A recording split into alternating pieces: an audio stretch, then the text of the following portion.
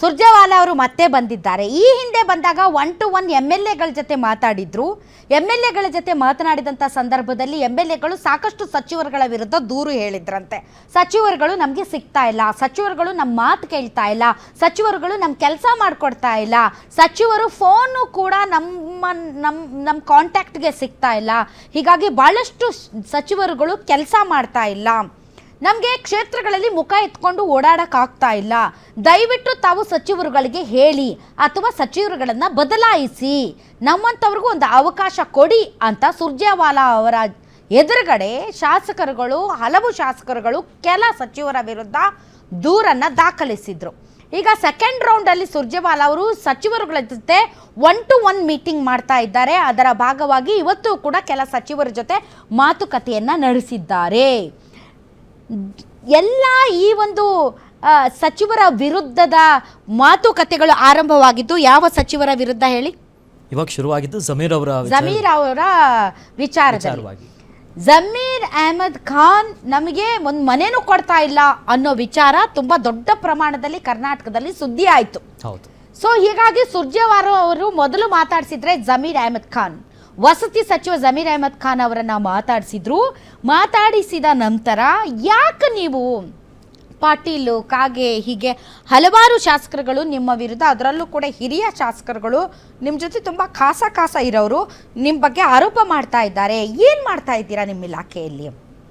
ಮನೆಗಳನ್ನು ಕೊಡ್ತಾ ಇಲ್ಲ, ದುಡ್ಡು ತೊಗೊಂಡು ಮನೆ ಕೊಡ್ತಾ ಇದ್ದೀರಾ ಅನ್ನೋ ಆರೋಪ ನಿಮ್ಮ ಮೇಲೆ ಇದೆ, ಏನು ಮಾಡ್ತಿದ್ದೀರಾ ಅಂತ ಸುರ್ಜೇವಾಲಾ ಅವರು ಜಮೀರ್ ಅಹಮದ್ ಖಾನ್ ಅವರನ್ನು ಪ್ರಶ್ನೆ ಮಾಡಿದ್ದಾರೆ. ಅದಕ್ಕೆ ಇವ್ರು ಏನು ಹೇಳಿದಾರೋ ಏನೋ ಗೊತ್ತಿಲ್ಲ. ಆದರೆ ಹೊರಗಡೆ ಬಂದು ಮಾತಾಡಿದವ್ರು ಯಾರು? ಜಮೀರ್ ಅಹಮದ್ ಖಾನ್. ಏನಂತ ಮಾತಾಡಿದ್ರು? ಅಯ್ಯೋ ನಾನು ಹೇಳಿದ್ದು ಕೇಳಿಬಿಟ್ಟು ಅವ್ರಿಗೆ ತಲೆ ಕೆಟ್ಟೋಗಾಯ್ತು, ನೀನೇ one of the best minister, ಏನು ಒಳ್ಳೆ ಕೆಲಸ ಮಾಡಿದ್ದೀರಾ ನೀವು ಅಂತ ಹೇಳಿದ್ರು ಅಂತ ತಮ್ಮ ಬೆನ್ನನ್ನು ತಾವೇ ತಟ್ಕೊಂಡಿದ್ದಾರೆ. ಇನ್ನೊಂದು ಕಡೆ ಬೈರ್ತಿ ಸುರೇಶ್ ಅವ್ರ ಜೊತೆಗೂ ಕೂಡ ಸುರ್ಜೇವಾಲಾ ಅವರು 1-to-1 ಮಾತಾಡಿದ್ದಾರೆ. ಅವ್ರನ್ನೇನೋ ಕ್ಲಾಸ್ ತಗೊಂಡ್ರು ಅಂತ ಹೇಳ್ತಾ ಇದ್ದಾರೆ. ಆದರೆ ಅಭಿವೃದ್ಧಿ ವಿಚಾರ ಅಷ್ಟೇ ಕೇಳಿದ್ದಾರೆ ಅಂತ ಬೈರ್ತಿ ಸುರೇಶ್ ಸಮರ್ಥನೆ ಮಾಡಿಕೊಂಡಿದ್ದಾರೆ. HC ಮಾದೇವಪ್ಪ ಅವ್ರ ಜೊತೆಗೂ ಕೂಡ ಸುರ್ಜೇವಾಲಾ ಅವರು ಮಾತುಕತೆಯನ್ನು ನಡೆಸಿದ್ದಾರೆ. ಬನ್ನಿ ಯಾರ್ಯಾರು ಏನೇನು ಹೇಳಿದ್ರು ಕೇಳೋಣ. ಅವಾರ್ಡ್ ಯಾರನ್ನ ಕೊಟ್ಟರೆ ಇಲಾಖೆಯಲ್ಲಿ ಒಳ್ಳೆ ಕೆಲಸ ಮಾಡ್ತಾ ಇರೋದೇ ಅದು ಜಮೀರ್ ಅಹಮದ್ ಖಾನ್ ಅಂತ ಹೇಳಿದ್ರು. ಅದು ನನಗೆ ತುಂಬ ಖುಷಿ ತಂದಿದೆ. ಸುರ್ಜೇವಾಲಾ ಯಾರಿಗೂ ಹೇಳಲ್ಲ, ಇಲ್ಲಲ್ಲ ಹೇಳ್ರಿ, ಆರೋಪ ಯಾರು ಮಾಡಿದ್ರು? ನನ್ನ ಮೇಲೆ ಮಾಡಿದ್ದ ನೋಡಿ, ಇದೇ ಮಾಧ್ಯಮದವರು. ನನ್ನ ಮೇಲೆ ಅಂತೂ ದೂರಿಲ್ಲ, ದೂರ ಬಗ್ಗೆ ಅವ್ರು ಕೇಳೂ ಇಲ್ಲ, ನಾನು ಕೇಳಿಲ್ಲ, ದೂರಿಲ್ಲ ಅಂತಾನೆ. ಈಗ ಖುಷಿಯಾಗಿ ನನ್ನ ಇಲಾಖೆ ಬಗ್ಗೆ ಇನ್ಫಾರ್ಮೇಷನ್ ಕೇಳಿದ್ರು, ಏನೇನು ಮಾಡಿದ್ಯಾ 2 ವರ್ಷದಲ್ಲಿ ಅಂತ ಹೇಳಿ. ನನ್ನ ಇಲಾಖೆ ರಿಪೋರ್ಟ್ಸ್ ಎಲ್ಲ ಮುಂಚೆನೇ ಸುರ್ಜೇವಾಲಾ ಸರ್ ಹತ್ರ ಇದೆ. Is very happy. ಈ ರಾಜ್ಯದಲ್ಲಿ ಒಳ್ಳೆ ಕೆಲಸಗಳು ನಡೀತಾ ಇದೆ ಅಂತ ಹೇಳಿ ಖುಷಿಯಾಗಿದೆ. ಅವರಿಂದ ಅಪ್ರಿಸಿಯೇಷನ್ ಸಿಕ್ತು, ಅದೇ ಈಗ ನಾನು ಖುಷಿಯಾಗಿರೋದು.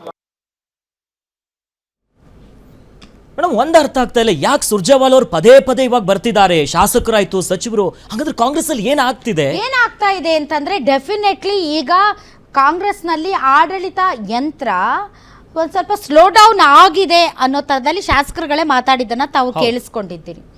ಭಾಳಷ್ಟು ಗ್ಯಾರಂಟಿ ಯೋಜನೆಗಳಿಂದ ಅಭಿವೃದ್ಧಿ ಕೆಲಸಗಳಿಗೆ, ಕಾಮಗಾರಿಗಳಿಗೆ ಹಣ ಒದಗಿಸ್ತಾ ಇಲ್ಲ. ಹೀಗಾಗಿ ಗ್ಯಾರಂಟಿಗಳ ಜೊತೆಗೆ ಜನ ನಮ್ಗೆ ಗ್ಯಾರಂಟಿ ಕೊಟ್ಬಿಟ್ಟಿದ್ದಾರೆ ಅಂತ ಸುಮ್ಮನೆ ಇದ್ದು ಬಿಡ್ತಾರಾ? ಈಗ ಇದೇ ಚಾಮರಾಜಪೇಟೆ ಏನು ಜಮೀರ್ ಅಹಮದ್ ಖಾನ್ ಅವರ ಕ್ಷೇತ್ರ ಇದೆ ಅಲ್ಲ, ಹೌದು, ಫ್ರೀಯಾಗಿ ಬಸ್ ಕೊಡ್ತಾ ಇದ್ದಾರೆ, ಹೆಣ್ಮಕ್ಳಿಗೆ 2,000 ರೂಪಾಯಿ ಕೊಡ್ತಾ ಇದ್ದಾರೆ, ಅಕ್ಕಿ ಜಾಸ್ತಿ ಕೊಡ್ತಾ ಇದ್ದಾರೆ, ಹೀಗಾಗಿ ನಮಗೆ ಕರೆಂಟು ಬಿಲ್ಲು ಕೂಡ ಬರ್ತಾ ಇಲ್ಲ ಅಂತ ಸುಮ್ಮನೆ ಆಗ್ಬಿಡ್ತಾರಾ? ಮಳೆಗಾಲ ಬರ್ತಾ ಇದೆ, ಚರಂಡಿ ಮತ್ತು ಮ್ಯಾನ್ಹೋಲ್ಗಳೆಲ್ಲ ಓಪನ್ ಆಗಿ ನೀರು ಹರಿತಾ ಇದ್ರೆ ಏನ್ ಮಾಡ್ತಾರೆ? ಜಮೀರ್ ಅಹಮದ್ ಖಾನ್ ಏನಿದು ಮಳೆಗಾಲಕ್ಕೆ ಏನೋ ಪ್ರಿಪರೇಷನ್ ಇಲ್ಲ ಅಂತ ಕೇಳ್ತಾರೆ. ರಸ್ತೆಗಳೆಲ್ಲ ಹೊಂಡ ಬಿದ್ದಿದ್ರೆ ಏನ್ ಹೇಳ್ತಾರೆ? ಒಂದು ರಸ್ತೆ ಮಾಡ್ಸಕ್ಕಾಗಲ್ವೇನ್ರಿ ಜಮೀರ್ ಅಹಮದ್ ಖಾನ್ ನಿಮ್ಗೆ ಅಂತ ಕೇಳ್ತಾರೆ. ಹೌದಾ? ನನ್ಗೆ ಎಷ್ಟು ಮನೆ ಕೊಟ್ರಿ ಅಂತ ಕೇಳ್ತಾರೆ. ಸೊ ಈ ತರ ಯಾವುದೇ ಅಭಿವೃದ್ಧಿ ಕಾಮಗಾರಿಗಳು ನಡೀದೇ ಇರುವಾಗಲೂ ಕೇಳ್ತಾರೆ. ಗ್ಯಾರಂಟಿ ಕೊಟ್ಟಿದ್ದೀರಾ ಅನ್ನೋ ಒಂದೇ ಕಾರಣಕ್ಕೆ ನಿಮ್ಮನ್ನ ಏನನ್ನೂ ಮಾತಾಡ್ಸದೆ ನೀವು ಸಾಕಿಷ್ಟೇ ಪಾಲಿಗೆ ಬಂದಿದ್ದು ಪಂಚಾಮೃತ ಅಂತ ಸುಮ್ಮನೆ ಕುತ್ಕೋತಾರೆ ಜನ, ಕೇಳ್ತಾರೆ. ಹೀಗಾಗಿನೇ ಹಲವಾರು ಶಾಸಕರುಗಳಿಗೆ ಕ್ಷೇತ್ರದಲ್ಲಿ ಮುಖಭಂಗ ಆಗಿದೆ. ಬಿಕಾಸ್ ಯಾವುದೇ ರೀತಿಯಂತ ಹಣ ಬಿಡುಗಡೆ ಆಗ್ತಾ ಇಲ್ಲ ಬೇರೆ ಯಾವ ಕಾಮಗಾರಿಗಳಿಗೂ ಮತ್ತು ಅಭಿವೃದ್ಧಿಗಳಿಗೂ ಅನ್ನೋದು ಅವರು ಹೇಳ್ತಾ ಇರೋದು. ಸೊ ಯಾವಾಗ ಶಾಸಕರುಗಳು ಓಪನ್ ಆಗಿ ಸಚಿವರ ವಿರುದ್ಧ ಮತ್ತು ಮುಖ್ಯಮಂತ್ರಿಗಳ ವಿರುದ್ಧ ಧ್ವನಿ ಎತ್ತೋದಕ್ಕೆ ಶುರು ಮಾಡಿದ್ರು, ಆಗ ಡೆಫಿನೆಟ್ಲಿ ಹೈಕಮಾಂಡ್ ಕೂಡ ಒಂದು ರಿಯಾಲಿಟಿ ಚೆಕ್ ಮಾಡಲೇಬೇಕಲ್ವಾ, ಸುಳ್ಳು ಹೇಳ್ತಾ ಇದ್ದಾರಾ ನಿಜ ಹೇಳ್ತಾ ಇದ್ದಾರಾ ಅಂತ. ನೀವು ಮುಖ್ಯಮಂತ್ರಿಗಳನ್ನ ಉಪಮುಖ್ಯಮಂತ್ರಿಗಳನ್ನ ಕೂರಿಸ್ಕೊಂಡು ಒಬ್ಬ ಶಾಸಕನ ಮಾತಾಡಿಸಿದ್ರೆ ಹೌದು ನನಗೇನು ಕೆಲಸ ಆಗ್ತಾ ಇಲ್ಲ ಅಂತ ಅವ್ರು ಹೇಳ್ತಾರ ಅವರು? ಅದಕ್ಕೆ ಅವ್ರನ್ನ ಹೊರಗಿಟ್ಟರು. ಸುರ್ಜೇವಾಲಾ ಅವರು ಶಾಸಕರ ಜೊತೆ 1-to-1 ಮೀಟಿಂಗ್ ಮಾಡಿದ್ರು. ಅದರ ಜೊತೆಗೆ ಏನು ಅಧಿಕಾರ ಹಂಚಿಕೆ ಅಂದರೆ ಸಿದ್ದರಾಮಯ್ಯನವರು ಮತ್ತು ಡಿ ಕೆ ಶಿವಕುಮಾರ್ ನಡುವೆ ಏನು 2.5 ವರ್ಷಗಳಾದ ನಂತರ ಅಧಿಕಾರ ಹಂಚಿಕೆಯ ಒಪ್ಪಂದ ಆಗಿತ್ತು, ಅದಕ್ಕೆ ಸಂಬಂಧಪಟ್ಟಂತೆಯೂ ಕೂಡ ತಣ್ಣಗೆ ಅಲ್ಲಿ ಇಲ್ಲಿ ಮಾತುಗಳು ಕೇಳಿ ಬರ್ತಾ ಇತ್ತಲ್ಲ, ಆ ವಿಚಾರ ಸೇರಿದಂತೆ ಇನ್ನುಳಿದಂತೆ ಸರ್ಕಾರದಲ್ಲಿ ಯಾವ ರೀತಿಯಾದಂತಹ ಕೊರತೆ ಇದೆ ಅನ್ನೋದ್ರ ಬಗ್ಗೆ 1-to-1 ಮೀಟಿಂಗ್ ಮಾಡಿದ್ರು. ಅದಾದ್ಮೇಲೆ ಏನಾಯ್ತು, ದೆಹಲಿಗೆ ಹೋದ್ರು, ಡಿ ಕೆ ಶಿವಕುಮಾರ್ ಹೋದ್ರು, ಮುಖ್ಯಮಂತ್ರಿಗಳು ಹೋದ್ರು, ಇಲ್ಲ ಇವತ್ತು ಚೇಂಜ್ ಮಾಡ್ತಾರಂತೆ ನಾಳೆ ಚೇಂಜ್ ಮಾಡ್ತಾರೆ ಅಂತ ಅಂದ್ರು. ಇಲ್ಲ ಸುರ್ಜೇವಾಲಾ ಅವರು 1-to-1 ಮೀಟಿಂಗ್ ಮಾಡಿದ್ರಲ್ಲಿ ಬಹಳಷ್ಟು ಜನ ಮುಖ್ಯಮಂತ್ರಿಗಳ ಹೆಸರು ಹೇಳಿದ್ದಾರೆ, ಡಿ ಕೆ ಶಿವಕುಮಾರ್ ಅವ್ರ ಹೆಸರು ಹೇಳಿಲ್ಲ ಅಂತಂದ್ರು. ಹಾಗಾಗಿನೇ ಸಿದ್ದರಾಮಯ್ಯನವರೇ ಮುಂದುವರಿತಾರೆ ಅಂತಂದ್ರು. ಕೊನೆಗೆ ಸಿದ್ದರಾಮಯ್ಯನವರು ಓಪನ್ ಆಗಿ ನಾನೇ ಮುಖ್ಯಮಂತ್ರಿ 5 ವರ್ಷಗಳ ಕಾಲ ಬದಲಾವಣೆ ಇಲ್ಲ ಅಂತಂದ್ರು. ಅಲ್ಲಿಗೆ ಇನ್ನು ಮುಗೀತು ಅಂತ ಅಂದ್ರು. ಈಗ ಸೆಕೆಂಡ್ ರೌಂಡ್ ಸುರ್ಜೇವಾಲಾ ಅವರು ಬಂದಿದ್ದಾರೆ, ಬಂದು ಸಚಿವರ ಜೊತೆ ಮಾತುಕತೆಯನ್ನು ನಡೆಸ್ತಾ ಇದ್ದಾರೆ. ಸಚಿವರ ಜೊತೆ ಯಾಕೆ ಮಾತುಕತೆಯನ್ನು ನಡೆಸ್ತಾ ಇದ್ದಾರೆ ಅಂದರೆ, ಇಷ್ಟು ಜನ ಯಾರ್ಯಾರು ಶಾಸಕರ ಜೊತೆ ಮಾತಾಡಿದ್ದಾರೆ ಅವರೆಲ್ಲರೂ ಕೂಡ ಡೆಫಿನೆಟ್ಲಿ ಸಚಿವರ ಬಗ್ಗೆನೇ ಅವ್ರಿಗೆ ಇದ್ದಂಥದ್ದು ಅಸಮಾಧಾನ. ಯಾಕಂದರೆ ಸಚಿವರು ನಾಟ್ ರೀಚಬಲ್ ಆಗಿದ್ದಾರೆ, ಯಾವುದೇ ಫೋನ್ಗೂ ಕೂಡ ಸಿಗ್ತಾ ಇಲ್ಲ. ಬಿಡಿ ಅವ್ರ ಇಲಾಖೆಯಲ್ಲಿ ನಮಗೆ ಅವರು ಮಾಡುವಂಥ ಕೆಲಸಗಳು ಆ ಕಡೆ ಇರಲಿ, ನಾವು ಫೋನ್ ಮಾಡಿದ್ರು ಕೂಡ ರಿಸೀವ್ ಮಾಡದೇ ಇರೋ ಲೆವೆಲ್ಗೆ ಸಚಿವರುಗಳು ಇದ್ದಾರೆ ಅಂತ ಏನು ಕಂಪ್ಲೇಂಟ್ ಇತ್ತು, ಆ ಕಂಪ್ಲೇಂಟ್ ಬಗ್ಗೆ ಎಲ್ಲ ಸಚಿವರುಗಳ ಜೊತೆ 1-to-1 ಸುರ್ಜೇವಾಲಾ ಮಾತುಕತೆಯನ್ನು ನಡೆಸ್ತಾ ಇದ್ದಾರೆ. ಈ ಮಾತುಕತೆಯಲ್ಲಿ ಬಂದಂಥ ಆರೋಪಗಳನ್ನು ಮೋಸ್ಟ್ಲಿ ಕೇಳಿರ್ತಾರೆ.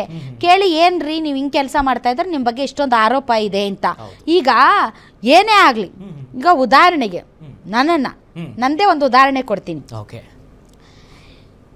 ಸ್ಕೂಲ್ ಆಯಿತು ಅಥವಾ ಆರ್ಗನೈಸೇಷನ್ ಆಯಿತು ಅಥವಾ ಸುದ್ದಿ ಸಂಸ್ಥೆಗಳೇ ಆಯಿತು, ಬಾಸ್ಗಳು ಕರೆದು ಇದ್ಯಾಕೆ ಸುದ್ದಿ ಹೋಗಿಲ್ಲ ಅದ್ಯಾಕೆ ಸುದ್ದಿ ಹೋಗಿಲ್ಲ ಅಂತ ಬೈದಾಗ ಹೊರಗಡೆ ಬಂದು ನಮ್ಗೆ ಅವಮಾನ ಆಗುತ್ತೆ ಅಂತ ನಾವೇನು ಹೇಳ್ತೀವಿ, ಇಲ್ಲ ಚೆನ್ನಾಗಿ ಕೆಲಸ ಮಾಡ್ತಾ ಇದೆಯಾ ಕಂಟಿನ್ಯೂ ಮಾಡಂತ ಹೇಳಿದ್ರು ಅಂತಾನೆ ಹೇಳ್ತೀವಿ.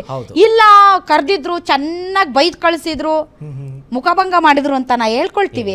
ನಾನೇ ಹೇಳ್ಕೊಳ್ತಾ ಇರಲಿಲ್ಲ. ಹಾಗೆ ಈ ಸಚಿವರುಗಳು ಕೂಡ you are the one of the best minister ಅಂತ ಹೇಳಿದ್ರು, ನಿನ್ನಂಗೆ ಯಾರು ಕೆಲಸನೇ ಮಾಡ್ತಾ ಇಲ್ಲ ಅಂತ ಅಂದ್ಬಿಟ್ರು ಅಂತಾನೆ ಹೇಳ್ತಾರೆ ಹೊರತು ನಮ್ಗೆ ಕರೆದು ಉಗಿದ್ರು ಅಂತ ಹೇಳ್ತಾರೆ ಯಾರಾದ್ರೂ? ಯಾರು ಹೇಳೋದಿಲ್ಲ. ಸುರೇಶ್ ಅವ್ರು ನನ್ನ ಮೇಲೆ ಯಾವುದೇ ಕಂಪ್ಲೇಂಟ್ ಇಲ್ಲ, ಹಂಗಾಗಿ ನನಗೇನು ಯಾವುದೇ ಕಂಪ್ಲೇಂಟ್ ಹೊರಗಡೆ ಬಂದಿಲ್ಲ, ಒಳಗಡೆ ಹೇಳಿರ್ಬೋದಲ್ಲ ನಿಮ್ಮ ಡಿಪಾರ್ಟ್ಮೆಂಟ್ ಬಗ್ಗೆ. ಸೊ ಇದೆಲ್ಲ ಯಾಕೆ ಮಾಡ್ತಾ ಇದ್ದಾರೆ ಸುರ್ಜೇವಾಲಾ ಅವರು ಅಂದ್ರೆ, ಸಚಿವ ಸಂಪುಟ ಪುನಾರಚನೆಯ ಮಾತೇನಿತ್ತು, ಇದರಲ್ಲಿ ಯಾರ್ಯಾರು ಮಾರ್ಕ್ಸ್ ಕಾರ್ಡ್ ಅಲ್ಲಿ ಎಷ್ಟೆಷ್ಟು ಮಾರ್ಕ್ಸ್ ಇದಾವೆ ಇವರಿಗೆ ಅನ್ನೋದನ್ನ ಅವರು ಕೂಡ ಲೆಕ್ಕಾಚಾರ ಹಾಕಿ ಮುಂದಿನ ದಿನಗಳಲ್ಲಿ ಯಾರನ್ನ ಇಟ್ಕೋಬೇಕು ಯಾರನ್ನ ಕೈ ಬಿಡಬೇಕು ಅನ್ನೋದನ್ನ ಅವರ ಹೈಕಮಾಂಡ್ಗೆ ವರದಿಯನ್ನ ಒಪ್ಪಿಸ್ತಾರೆ.